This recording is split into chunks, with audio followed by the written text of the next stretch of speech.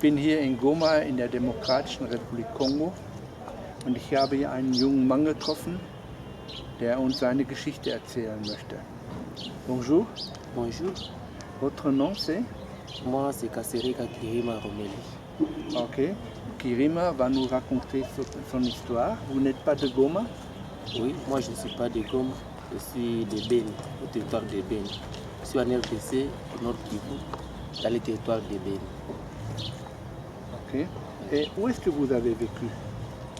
Moi, j'ai vécu à Beni, précisément à Mangoko, à quelques kilomètres de la ville de Beni. C'est un village? Oui, c'est un village. De combien d'habitants? Bon, je n'ai pas de précision, mais nous étions nombreux. Ok. Ouais. Et vous avez vécu de quoi? Votre profession? Nous sommes des cultivateurs. Vous étiez combien dans votre famille? Et à la maison, nous sommes nombreux de 9 personnes. 9 personnes? Ah oui. Alors votre père? Mon père, ma mère et mes sœurs et frères. Ok. Ouais. Alors un jour, il y avait un événement. Oui, le jour il y avait un mort. C'était le 14 septembre. Donc c'est la date inoubliable dans ma vie. Parce Dans que quelle année? c'était l'année 2016. 2016. Ah oui. L'année 2016. Et nous étions à la maison. C'était vers 21h après avoir mangé et après avoir terminé la prédication et de la soirée. Il y a quelqu'un qui est venu frapper à la porte chez nous, à croire que ce sont des voisines. Parce que dans notre village, l'habitude, il y a des voisins qui viennent la nuit, ils viennent nous saluer et tout comme ça. Alors, nous étions à la maison, on a frappé à la porte. Brusquement, en ouvrant la porte, parce que c'est ma mère qui est précipitée d'aller ouvrir la porte. Brusquement, c'était des bandits des arts final. Ils sont arrivés à la maison, ils ont commencé à couper la famille. Moi j'étais totalement là présent, mais on a coupé, mais gloire à Dieu, j'ai eu la chance de survivre encore. Alors, on a dit on a coupé la famille, ça veut dire quoi? Donc on a massacré la famille. On a massacré la famille. Avec des machettes? Avec des machettes. On arrive, même ça arrive de demander, on coupe seulement. Ouais. Alors on n'a pas demandé quelque chose, on est entré? Non, on n'a pas demandé quelque chose, on entre seulement, on commence d'abord. Toute la famille? Oui, toute la famille. Mais vous avez survécu? Moi, j'étais survécu. J'étais à la maison. Et j'étais là sur scène même. Et on a coupé ici aussi au dos. Mais j'ai tombé évanoui. Mais pendant une semaine, je me suis retrouvé à l'hôpital général de Ouicha. Et alors, il y a donc à l'hôpital, là où il avait donc, ce qu'on appelle des croix rouges, les gens qui débarrassent des corps à la maison. Ils m'ont dit, monsieur, vraiment, tu as la chance. On est arrivé chez vous et on a débarrassé des corps, mais gloire à Dieu, on a entendu qu'il y a votre ami est en train de bouger. Et on t'a pris et on t'a béni à l'hôpital. Ah bon? Ah oui. Alors toute votre famille était victime? Mais au nombre de 9, mais nous restons au nombre de 2. Et qui est l'autre? Et c'est ma petite soeur. Et comment elle a survécu? Oui. Donc elle était après, elle était à côté, elle était en train de dormir. On ne l'a pas vu. Ah. Ouais. Ok. Est-ce que alors, combien de personnes dans votre village étaient tuées? Oui. Environ? Combien de personnes? Bon, je ne sais pas vraiment, je ne sais pas les nombres, mais on a presque terminé tout notre village. Tout le village? On a presque terminé, presque. Oui. Sauf vous et quelques-uns qui ont...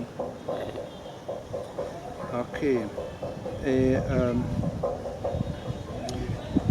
est-ce qu'il y a une raison pourquoi ils font ça? Bon, de ma part, je ne sais pas comment je peux répondre à cette question, mais je ne sais pas les raisons.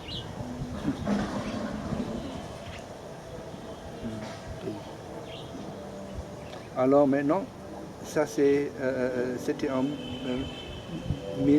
2016. Oui. Mais maintenant, la situation s'est calmée. Non, non. On a commencé des massacres à partir de, si je bonne souvenance, c'est à partir de 2012. Et ça continue jusqu'à Ça aujourd'hui. continue même jusqu'aujourd'hui. Même j'ai eu des informations qu'on a égorgé même déjà à Owicha, qu'on appelle un milieu qu'on appelle qu'on appelle Mabapula. C'est à Owicha à l'extrémité. Quand? On appelle Mabapula hier même ça. Hier? Oui, on m'a appelé, on a dit qu'on a Combien? égorgé 14. 14. Ah oui. Alors chaque semaine, on a quelques dizaines qui meurent. Bon, Chaque mois. presque tous les jours, il y a des informations qui a tel part fait de tuer combien de personnes, tel part fait de tuer telle de personnes. Et comment vous vous sentez avec toutes ces informations? Bon, les informations, nous, quand on nous informe, c'est vrai, ça nous choque, mais nous pouvons toujours dire qu'il donne encore la force et de vivre tout ça. Alors, depuis ça, vous avez perdu vos parents, vous êtes ici, venu ici à Goma, à environ 500 km du sud. Oui. Alors, comment vivez-vous ici maintenant? Et j'étais domestique. Je travaillais chez un expatrié burundais. Je travaillais chez un expatrié burundais.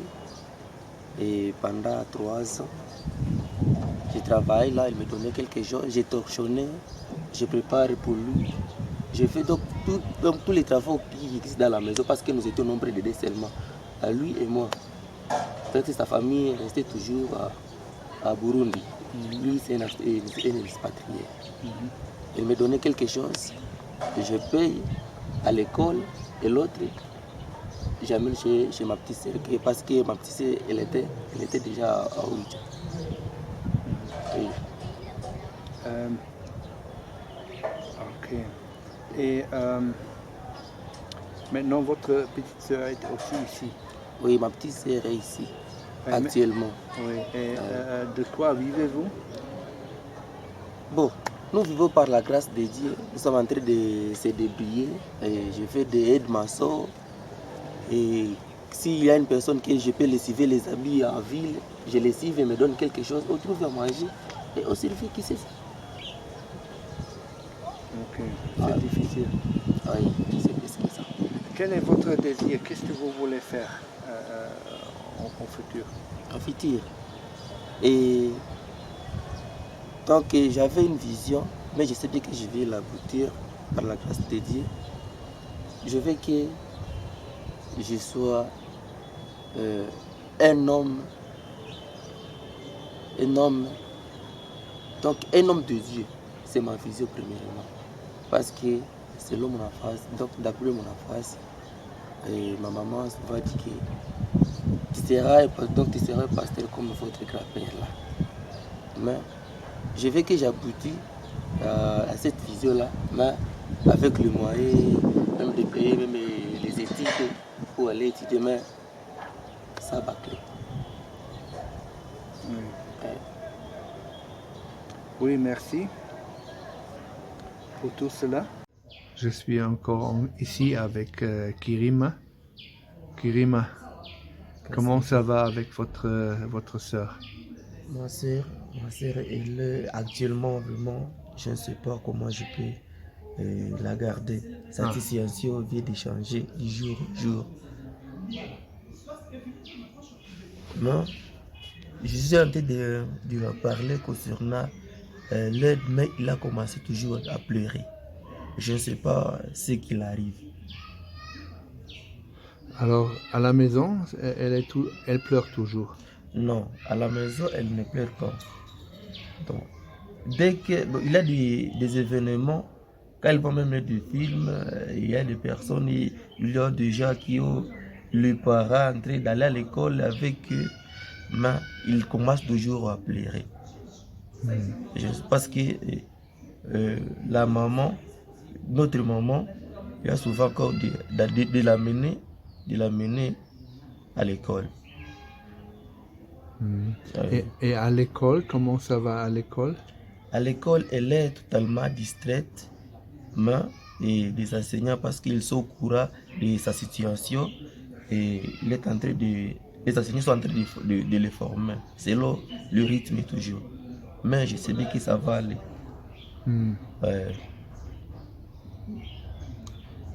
Et vous m'avez parlé aussi, quelquefois, elle ne veut pas aller à l'école. Oui, elle ne veut pas aller à l'école. Souvent, s'il n'y a pas de collation, s'il n'y a pas quelque chose qu'elle peut manger à l'heure de récréation, elle ne peut pas aller à l'école. Il faut que je cherche encore quelque chose que je peux lui donner, les traits tomatés pour aller à l'école. Ouais. Ah bon, mais ça c'est difficile pour vous. Vraiment, c'est difficile pour moi de les trouver parce que tous les jours, trouver quelque chose, des collations tous les jours, pour moi, selon mes moyens, vraiment, pour moi, c'est difficile de les trouver. Et alors, elle joue quelque chose? Elle fait des jeux ou comment? Oui, il y a des poppies. Il joue avec des poppies. Comment on l'appelle? Chez nous, ici, on l'appelle des poppies. Hein? Donc, elle aime tellement des poppies, de jouer avec des poppies. Si elle joue avec des poppies, elle est tellement à l'aise avec des poppies. Oui. Mais avec les autres, déjà, des masses, déjà, là, non. Et comment elle se fait avec des amis? Elle a des amis? Bon, elle a des amis, mais souvent, elle ne reste pas souvent avec les amis, là. Pourquoi? Bon, je ne sais pas. Vraiment, là, je ne sais pas. Elle est là. Elle est là. Son habitude, c'est de rester toujours seule. Quand je suis avec elle, on peut rester nous deux. Mais quand je suis absent, elle reste souvent seule à la maison, en train de dormir ou en train de jouer avec les poupées là. Ouais. Et votre relation avec elle? Bon, actuellement, la relation est un peu compliquée à cause de la situation. Donc, elle est en train de me poser des questions que moi, je ne supporte pas même. Je n'ai pas de réponse à répondre. Oui. Par exemple? Par exemple, et elle m'a dit que un jour, maman m'a dit que le jour que je serai au secondaire, il va m'acheter des beaux souliers, des cartables et tout comme ça. Mais je suis en train d'imaginer, voici des cartables, ce que tu m'as apporté. Et pourtant, si maman était ici, elle peut m'apporter même des cartables qui sont beaux, même plus que ça. Encore des choses là, moi, je ne supporte pas s'il parle comme ça, vraiment. Vraiment, ça me tourmente comme ça. Pourquoi ça fait mal à vous? Bon, ça fait mal pour moi. Ça fait mal pour moi d'écouter ça. Des moyens, si j'avais des moyens de les donner ce que ma mère a proposé, ça pourrait être mieux, mais les moyens et les moyens insuffisants. Elle ne peut pas accepter que vos parents sont morts. Bon, d'après elle dit que les parents sont là. Moi, je le casse les parents. Je ne sais pas comment je peux l'exprimer en se disant que les parents sont morts, tout comme ça. Mais elle sait que les parents sont quelque part. Parce qu'elle me pose des questions. Même nous sommes ici. Pourquoi des parents? Moi, j'ai besoin de voir mes parents ainsi que mes frères. Parce que nous étions à la maison nombreux, mais nous sommes au nombre de deux. Pourquoi? Amène-moi là où il y a la famille, là où, comme nous étions là à la maison. Vraiment, ça me choque souvent quand elle parle comme ça. Ok, merci Kirima pour ça. Oui. Vous m'avez parlé que vous voulez aller aux études supérieures, encore 2 ans pour la licence pour être agent de douane. Oui, mais vous avez aussi dit que vous voulez devenir pasteur. Est-ce que vous avez dit ça pour rendre plaisir aux missionnaires ou Non, ce n'est pas une plaisanterie, mais c'est la réalité. Parce que je manque de financement. C'est la raison pour laquelle je n'ai pas de moyen même d'aller là. Si je trouve une personne qui peut me supporter d'aller faire la théologie, vraiment, je suis prêt. Je suis prêt devant mon Dieu. Parce que ce sont des rêves qui m'arrivent souvent. D'être un vrai évangéliste dans le monde entier. C'est ce que je fais dans ma vie.